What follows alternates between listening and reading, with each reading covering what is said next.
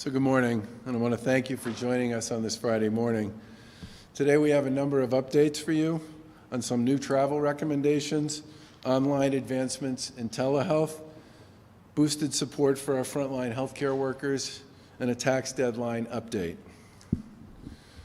Obviously, we appreciate there's a lot of information that's being introduced here on a daily basis. But our goal is to do what we can to keep the public as well informed as we can on the progress that we're making and the adjustments we're pursuing to push back against the virus. We've asked you to take our guidance on staying at home to help our medical professionals flatten the curve, to ramp up testing, and to mitigate the wave that could crash at some point on our healthcare system. Please know that we're working around the clock and we're all in this together. The health and safety of Massachusetts is our top priority, and we'll continue to take whatever steps we need to make that happen. I'm sure everyone's seen the news from New York and other areas of the country that are experiencing severe community spread. The White House Coronavirus Task Force recently advised anyone leaving the New York area or who has traveled through New York City to immediately self-isolate for 14 days. Here in Massachusetts, we're doing everything we can to keep people at home and prevent the spread. And starting today, all travelers arriving to the Commonwealth are instructed to self-quarantine for 14 days. To help deliver this message, travelers entering Massachusetts will be given information flyers instructing them of the 14-day quarantine at our major transportation hubs, including Logan Airport, South Station, and Worcester Airport. Drivers will also see these flyers in rest stops on the turnpike and on roadside message boards that will display the message instructing travelers to quarantine.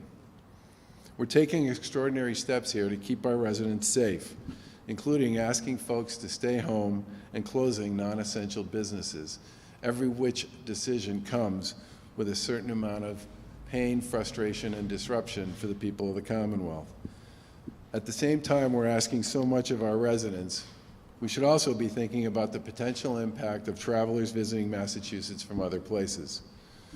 As I said, we're instructing all visitors arriving in Massachusetts to comply with this request for the sake of protecting the most vulnerable among us all, our parents, grandparents, and those with underlying health conditions.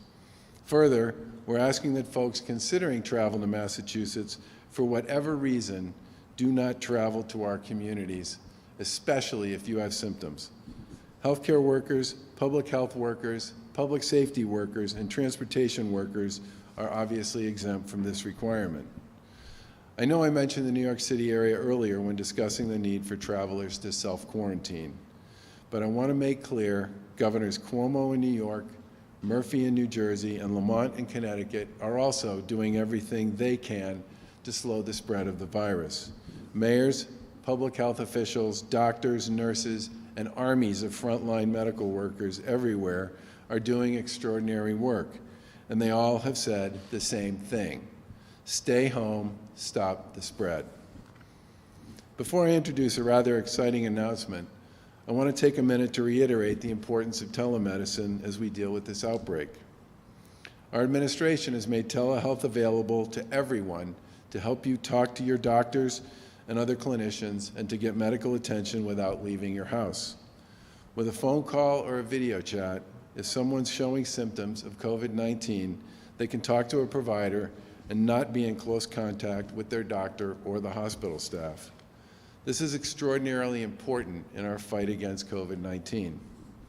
Telehealth not only keeps patients safe, but it keeps providers safe too. We ordered telemedicine to be fully covered by health insurance for all services, and I urge everybody to take full advantage of it and not go in person to a medical facility if you have the alternative of a phone call or a video chat. Along these lines, today we're launching a new partnership to make available an online resource for residents to receive medical guidance from the safety of their home. Bowie Health's online health assistance tool. The online tool is available at bowie.com/mass to provide medical advice remotely. I want to make clear it is not to be used in place of emergency medical care. Instead, It's a tool that's been collecting data and providing guidance to people for many, many months, and everyone can use it to get much more information about their health, which, as we know, everyone is thinking about these days. Bowie Health's tool is free for Massachusetts residents. First, users will be asked a series of questions to complete a risk assessment interview. When a user screens positive for COVID-19 symptoms or risk factors, they'll be directed to the most appropriate resources based on their answers. If a user indicates they're experiencing symptoms or risk factors that are closely associated with those of COVID-19, they'll be directed to other resources. Those resources include a portal linked up with their health insurance provider to talk over the phone or through video chat with a healthcare provider right away. Again, this is not to be used in the place of emergency medical care. Instead, it's a tool everyone can use to get more information about their health and get connected quickly to the people they need to talk to get the best guidance and advice about what to do next. We know there's an avalanche of information out there, some of which is great, some of which is good, and some of which is neither. And it's our hope that this partnership will answer some of the questions we are all asking ourselves, in some cases, every day. Bowie Health's online health tool offers a 24/7 front door for residents to offer their symptoms and get guidance on next steps. We have with us today Dr. Andrew Lay, who will go into more details on this in just a few minutes. He's the CEO and co-founder of Bowie Health, which, by the way, is also a Massachusetts-based company. Our administration has taken several steps to cut red tape and create avenues for our healthcare facilities to assign more doctors, nurses, and PAs, physician assistants, to the fight against COVID-19. So far, we've made it simple for our medical professionals to work at different hospitals and in different specialties. We've made it possible to bring more manpower over state lines into Massachusetts and to bring back doctors and nurses in good standing who may have retired. Today, we're working to bring more qualified professionals to the front lines as we fight COVID-19. The Board of Registration of Medicine is giving medical school graduates who match a specific criteria an emergency 90-day limited license to practice medicine to help in the fight against COVID-19. This will be granted for an intern, resident, or fellow at a Massachusetts healthcare facility or training program that's been approved by the board. To qualify for this license, residents can fill out an application which will be submitted by the program or facility. If approved, the resident will get a license to be able to start supporting our healthcare institutions. And I want to thank Secretary Sutters and DPH Commissioner Monica Burrell for their work to get this up and running. I think we all know that the COVID-19 outbreak has caused a lot of uncertainty for workers and businesses, especially here in the Commonwealth and across the country. And we anticipate that there will be many taxpayers who struggle to meet their tax filing and payment obligations in light of the economic impact of the virus. Last week, the federal government announced that they were extending the federal tax filing and payment deadline to July 15. Over the past several days, we've worked closely with our colleagues in the legislature to develop a plan to align the state income tax deadline with the federal deadline. In partnership with House Speaker Bob DeLeo and Senate President Karyn Spilka, we're filing legislation today to extend the 2019 state individual tax filing and payment deadline from April 15th to July 15th. The income tax relief would be automatic, and taxpayers would not need to file any additional forms to qualify. A state extension would provide flexibility to taxpayers and would afford them additional time to file their returns in a way that protects the Commonwealth's strong fiscal footing. This change will provide the Commonwealth's taxpayers with significant relief at this very uncertain time. And I'm very thankful to the efforts of A&F Secretary Mike Heffernan and House and Senate leaders who worked together to come to this agreement, and we look forward to working with the legislature to get this bill enacted. Once again, on behalf of Lieutenant Governor Karyn Polito and myself and our entire administration, I want to thank those of you who are staying at home in order to help us stop the spread of the virus. I know there's been a lot of change, a ton of uncertainty, and a lot to adapt to. And these are clearly difficult times, and times in which disruption is becoming more the norm.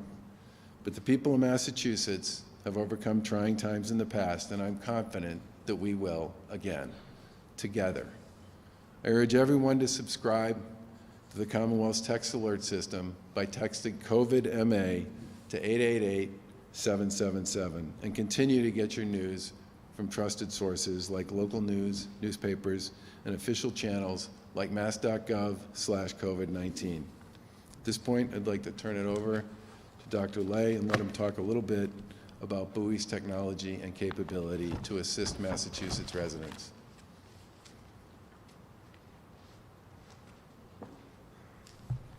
Thank you so much, Governor Baker.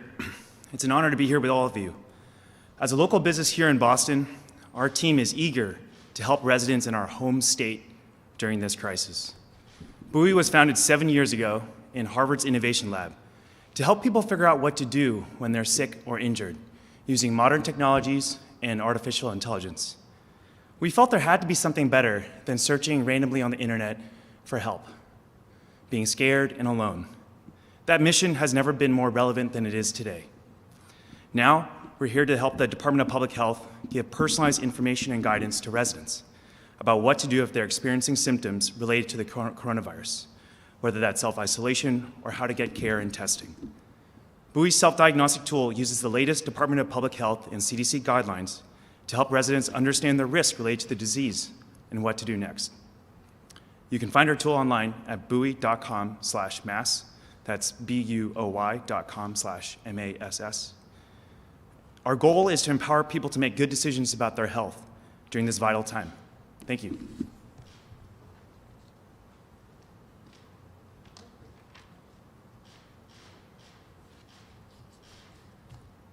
I was about to say good afternoon, but I guess it's still morning.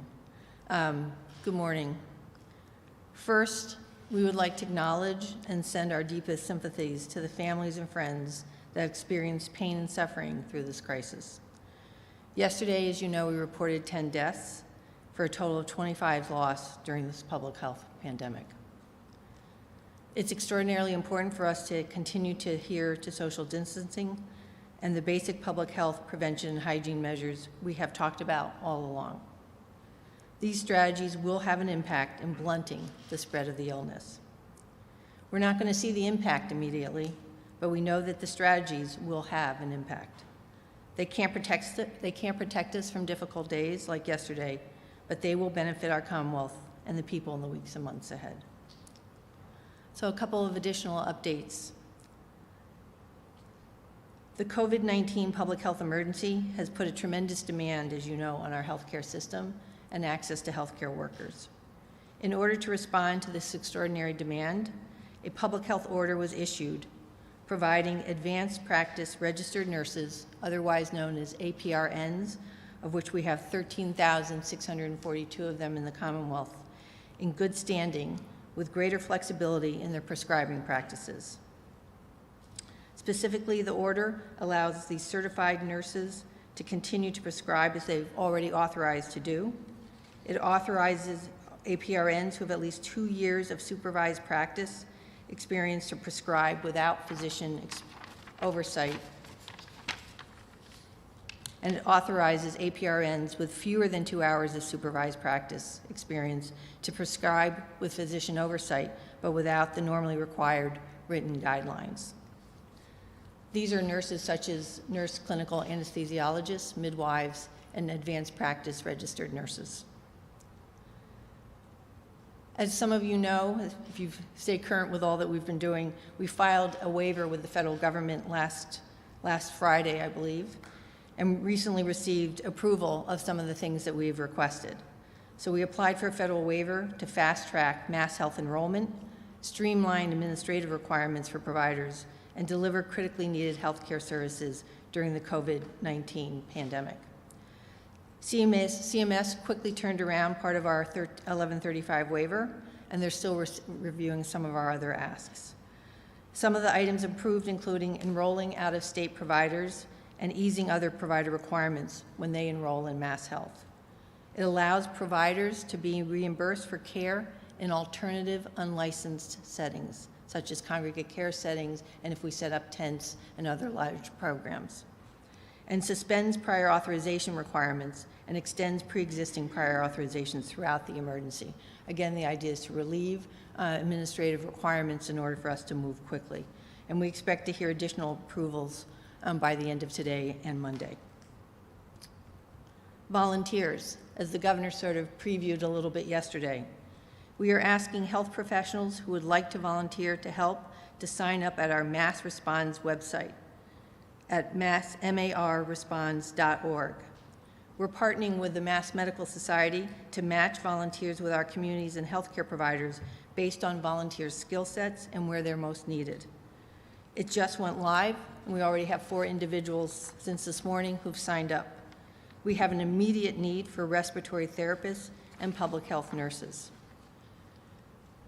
We'd like to thank the Mass Medical Society for agreeing to be our matchmaker for all of these healthcare professionals. Thank you. So before we take questions, Dr. Lay, would you come talk a little bit about how many people have used the system, how much data you guys have collected, and how that factors into the way you improve the quality of the way the system operates?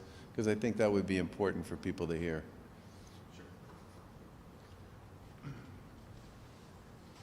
Thanks, Governor Baker. We started the company in 2013, and the way we built Buoy was we actually read by hand thousands of clinical papers to teach the program the statistics that underlie medicine. That took us 4 years, and we launched that product in March of 2017. Since then, we've had about 7.5 million users on Buoy. We see a new person every 13 seconds. And every single time someone uses the program, we learn a little bit more about how each individual is different. In early February, we released our coronavirus protocols, taking states' Department of Public Health and CDC guidelines and layered that into our program. Questions about that or other stuff? Just to clarify what's going on here with people coming into the state, you're talking about Massachusetts residents as well who might live in New Hampshire. I mean, how would that work? Anybody coming over state lines? Right now, it's just going to be people coming through the airport, the 2 airports, flying in from out of state into the 2 airports, or coming in on a train to South Station from out of state. And there will be message boards and information available in rest areas associated with, and on the turnpike in areas associated with folks coming south, basically up from the New York area. It's, well, it's, I would call it at this point instruction and advisory. There is no enforcement mechanism. No. No. Who live out of state and work in Massachusetts? Well, first of all, we've obviously shut down a lot of non-essential operations. And we believe that the folks who are working in Massachusetts at this point in time are pretty clear on the guidance that we've set out there for the people who are part of the Commonwealth. And obviously, again, it's impossible to ensure that everybody complies with all of this. But if you're working in Massachusetts, that means you're doing something that's essential, and you're getting a ton of guidance and advice that's coming from us and probably from the people you work with and work for about what we expect people to do when they're not at work. So Jonathan? Massachusetts residents who are coming back from Florida, let's say they've been down there a month or 2, that instruction applies to them? Yeah, they're going to get a flyer and a note when they show up and get off their plane that encourages them to spend 2 weeks in self-quarantine. Yeah. I know that Florida's governor said they're going to be tracing people because that's mentioned other states are doing this. Are you looking at something like that where you can track movements potentially? Well, keep in mind that we're already doing the work of tracing and tracking people when they are deemed positive. That information goes to the Department of Public Health, goes to the local departments of public health, and then there's a lot of outreach to the person who's been deemed positive with respect to who they've been in contact with and who they've been in touch with. I fully expect, now that we've ramped up our testing activity, that we're going to significantly ramp up our tracing and tracking activity as well. And I might ask Secretary Sardis to speak a little bit to that. But not a traveler at this point, No, the traveler piece at this point is if you're coming back from someplace, we want you to spend 2 weeks self-quarantining. Why don't you talk a little bit about the stuff we've been doing to set up tracing and tracking? the governor's doing a great preview for our next series of announcements.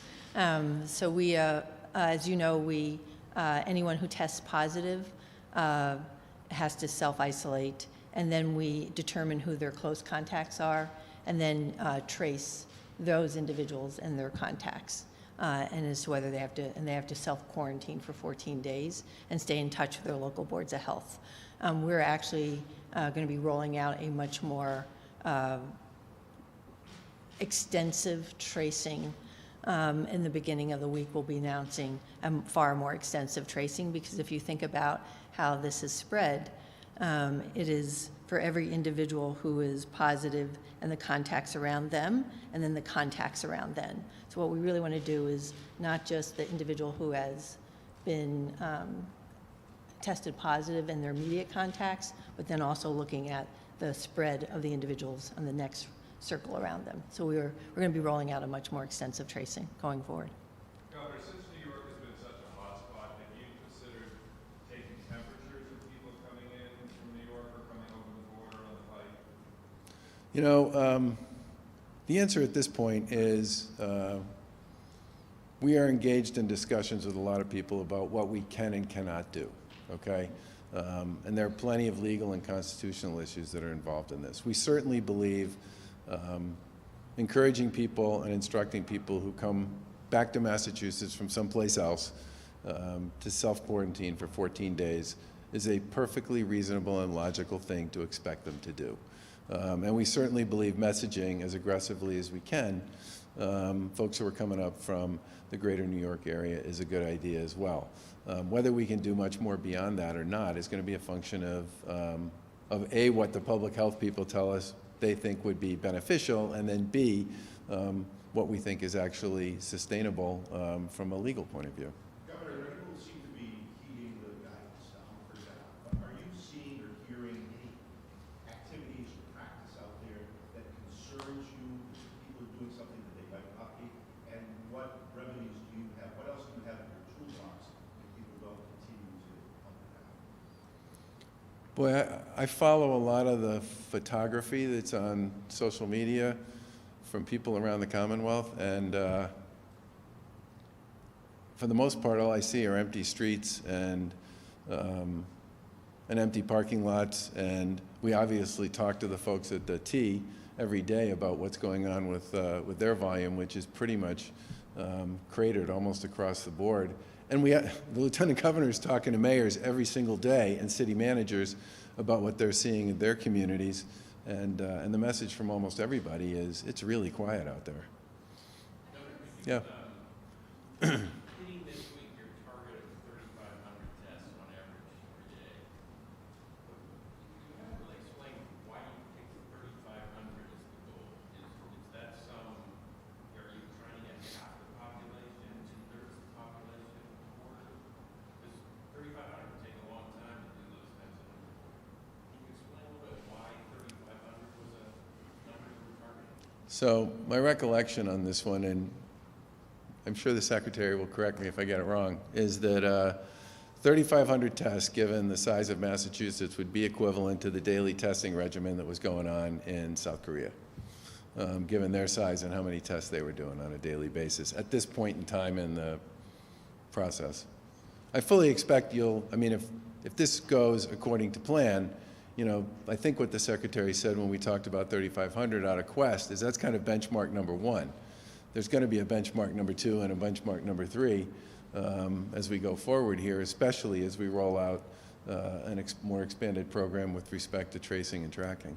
But what is your goal, if you have a goal about how much of the population in Massachusetts you'd like to test? I think we want to test anybody who's deemed as symptomatic to begin with, based on those criteria that we got from the CDC.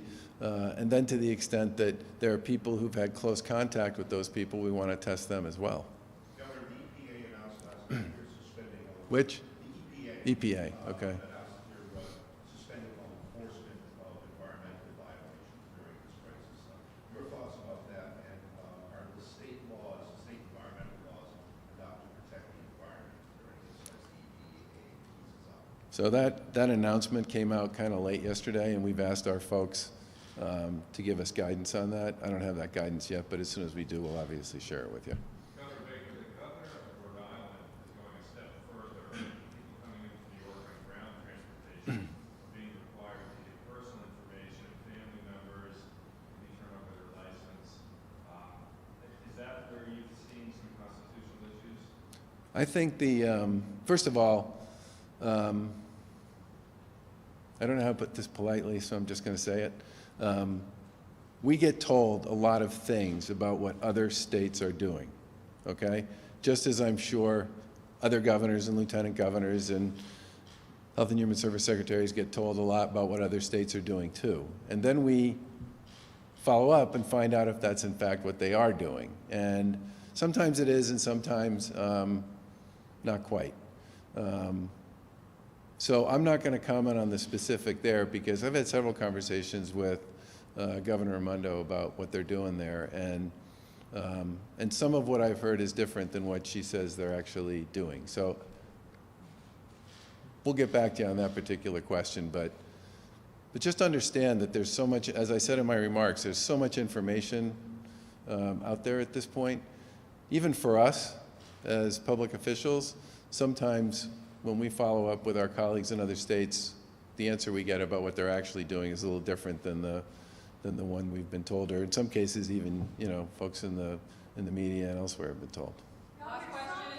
Businesses that are not explicitly in the essential business list are saying they believe they should still stay open because they're adjacent or helping essential businesses, manufacturing tape measurements or screws. I was wondering if there's any additional clarity on that, and then also are gun shops considered essential? There seems to be some inconsistency in how some gun shops are responding to the essential businesses orders here. So gun shops under our order are not considered essential. With respect to supply chains, there's a lot of back and forth between the folks at Economic Development, which is kind of the keeper of the keys with regard to how the essential worker and essential business criteria were established. And they do give people guidance on whether or not, in fact, somebody does fit with the supply chain associated with an essential provider. Sometimes they do, by the way, and sometimes they don't. And I think in some ways, what I can say is that the back and forth that's going on, at least that I've heard, and you've heard, I believe, Lieutenant Governor, from the businesses that we've been talking to, which we are doing literally all the time, is that people feel pretty good about the clarity and the quality and the turnaround on the guidance that they're getting from us. But remember, if you're not essential, just remember, if you're not essential and you don't spend any time in your brick and mortar facility and you work from home, you still have the ability to operate. And so there are folks who are in non-essential businesses who are not working in the office, who are doing whatever they were doing before in the office online, and they are, quote unquote, still working. Are cities and towns going to be able to get access to town-by-town data if we're doing more tracing? That's a lot of criticism that we're still on a county-based data system and not municipal. I'm curious if that's something Lieutenant Governor's been hearing from talk to the mayors and municipal leaders, if they're getting frustrated with the county system.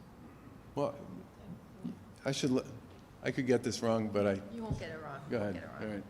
So we report publicly on county basis. Local boards of health know their positive cases.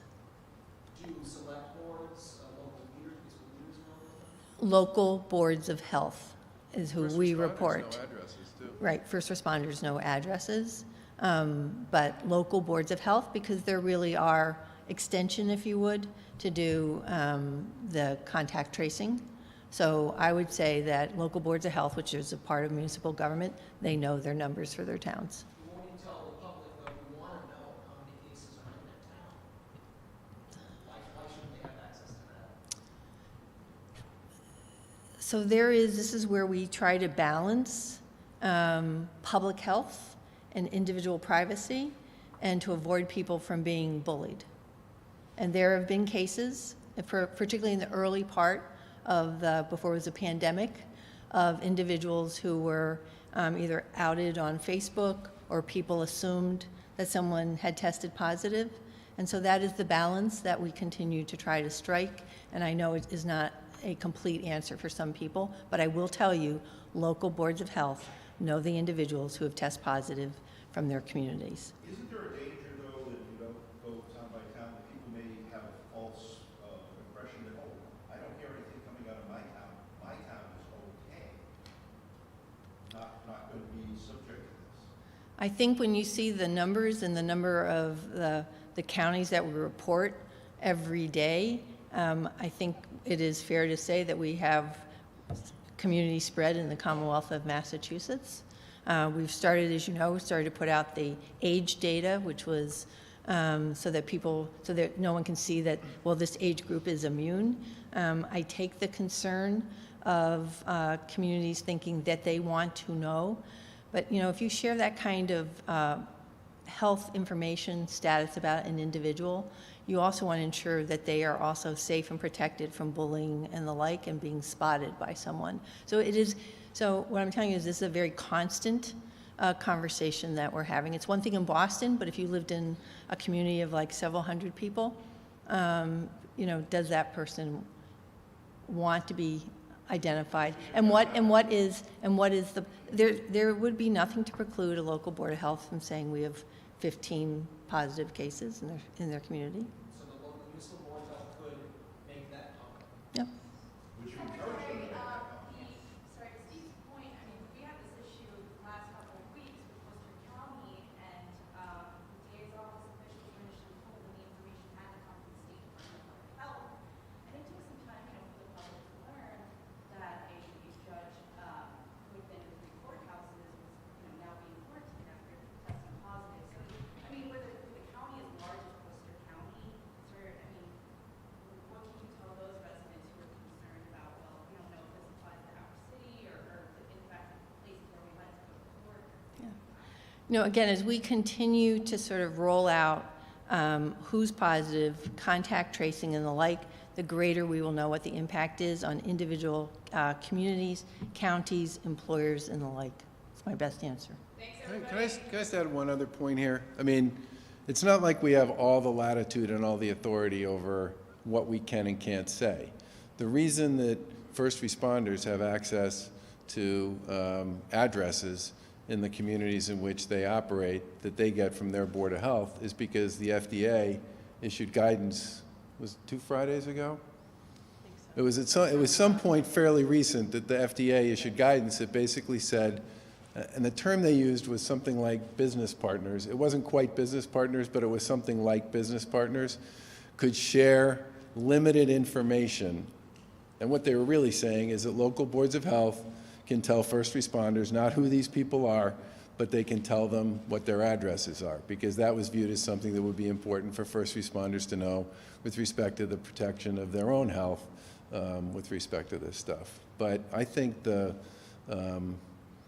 I think in some respects, there are certain things we definitely can do, and there are certain things we can't. And some of them have to do with what our authority, where our authority begins and ends, and some of it has to do with where federal authority begins and ends, which gets us back to some of the questions around what you can really do with respect to interstate travel and transportation as well.